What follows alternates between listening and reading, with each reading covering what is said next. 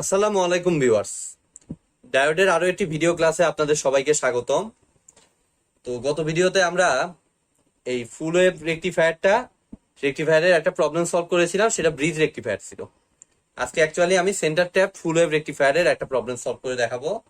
তার জন্য দেখেন এই জিনিসগুলো দেয়া আছে। আমি জাস্ট এই জায়গার ভোল্টেজটা চেঞ্জ করে 20 ভোল্ট দিয়ে দিচ্ছি, কারণ আমাদের মেইনলি যে ইনপুট ভোল্টেজটা ছিল সেটাকে অ্যাকচুয়ালি 220 ভোল্ট যদি হয় সেটাকে মাস্ট স্টেপ ডাউন করতে হবেই, তা নাহলে অত ভোল্টেজ তো আর ডায়োড টলারেট করতে পারবে না। তো স্টেপ ডাউন করে আবার আরেকটা স্টেপ ডাউন, এতগুলো স্টেপ না দেখায় আমি সরাসরি এখান থেকে দিছি, আর 20 ভোল্ট এটাই আমি ইনপুট হিসেবে রাখছি। 20 ভোল্টের একটা দিছি। তো দেখেন এই নাম্বারটার জন্য আমাদের 20 ভোল্ট যেটা দেয়া আছে এটা অবশ্যই আরএমএস ভ্যালু। তো আরএমএস থেকে তো আমাদের পিক ভ্যালুটা লাগবে, ইনপুটের পিক ভ্যালুটা। তো পিক ভ্যালুটা আমার কত আসতেছে, তাইলে এটা যেহেতু আরএমএস টু পিক ভ্যালু কত আসে 20 ইন্টু √2, দ্যাট মিনস এটা এরকমই রাখলাম 20 √2। ঠিক আছে, তো ইনপুটের দেখেন পিক ভ্যালুটা পেয়ে গেছি। এবার আমাদের মেইনলি আমার লাগবে ডিসি আউটপুট ভোল্টেজ। তাহলে ভি আউটপুট হচ্ছে আউটপুটের যেহেতু ডিসি অর্থাৎ এভারেজ ভ্যালু হিসাব করতে হবে। তাহলে অবশ্যই ফুল ওয়েভের জন্য আমার ইয়াটা কি 20 into √2 into 2 divided by pi, নাকি আমি ডিরাইভ করেছিলাম এটা। তো 20 into 2 into √2 divided by pi, এটা হিসাব করলে আমাদের 18.006 আসে। আমরা 18 ভোল্ট ধরতে পারি। তো এটাকে আমি এই নাম্বারটা আমি কিন্তু পেয়ে গেলাম।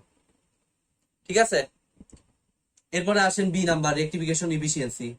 এটা তো কনস্ট্যান্ট ভ্যালু, আমরা জানি যে উপরে হয় হচ্ছে I DC square into R, আর নিচে হচ্ছে I RMS square into R.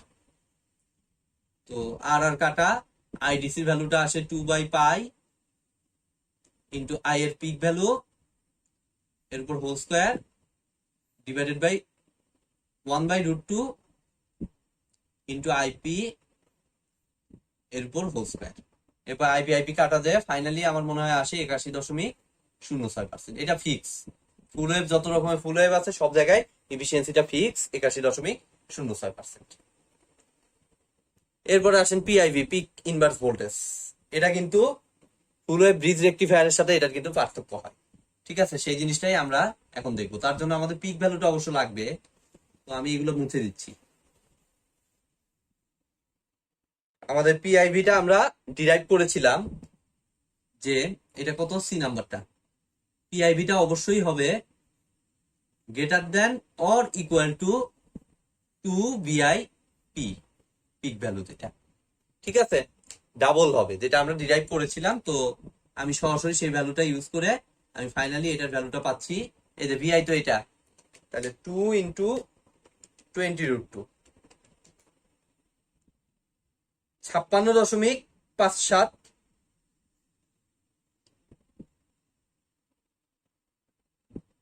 56.57 volt. অর্থাৎ পিক ইনভার্স ভোল্টেজটা অবশ্যই 56.57 ভোল্টের উপরে। আইডিয়াল ভ্যালু হিসেবে আপনার 60 ভোল্ট দিতে পারেন। 60 ভোল্ট অবশ্যই হইতে হবে। 60 ভোল্টের পর যদি ব্রেকডাউন হয় তাহলে আমার ডায়োডে কোনো ক্ষতি হবে না আশা করা যায়, কিন্তু 60 ভোল্টের কম হলে আমার ডায়োডে অসম্ভব লেভেলের ক্ষতি হবে। সো এই জিনিসটা আমাদের ঠিক মতো ক্যালকুলেশন করতে হবে। এরপরে আসেন আউটপুট ফ্রিকোয়েন্সি। আউটপুট ফ্রিকোয়েন্সিটা আমি আমার গত ভিডিওতেই দেখিয়েছি, তারপরে আরেকবার বলে যাচ্ছি যে টাইম পিরিয়ড অর্ধেক হয়ে যায় ফুল ওয়েভের জন্য।